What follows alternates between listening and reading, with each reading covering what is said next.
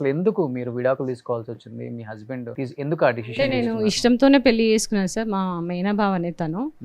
కాకపోతే కొన్ని గొడవలు అంటే బాబు పుట్టిన తర్వాత దానికి ముందు కూడా తను తాగడం, ప్యాకట ఇట్లాంటి అలవాట్లు ఉన్నాయి. మారతాడేమో అని చాలా ట్రై చేశాను, కానీ కుదరలేదు.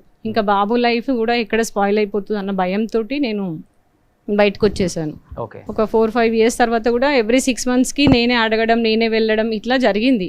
బట్ తన నుంచి ఎట్లాంటి రెస్పాన్స్ లేదు. స్టిల్ నేను ట్రై చేస్తూనే ఉన్నా, ఎందుకంటే బాబుకి ఒక ఫాదర్ అనేవాడు ఉండాలి కదా. సో ఆ ఫీల్తో నేను ట్రై చేస్తూనే ఉన్నాను, బట్ రెస్పాన్స్ సరిగా ఉండదు.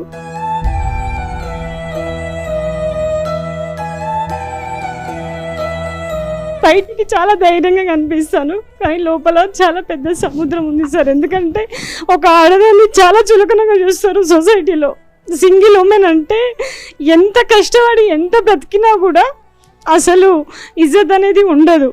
సో ఇట్లాంటి సమాజంలో నేను ఒకటే అనుకుంటా, ఏజ్ తొందరగా అయిపోతే బాగుండు, ఒక 50 years వస్తే బాగుండు, వచ్చేస్తే నాకంటూ నేను సొసైటీలో ఒక స్ట్రాంగ్గా తిరుగుతానేమో, ఎవరి పోరు ఉండదేమో అనే ఫీలింగ్ నాకు ఒక 25 years నుంచే ఉంది. ఆ ఫీల్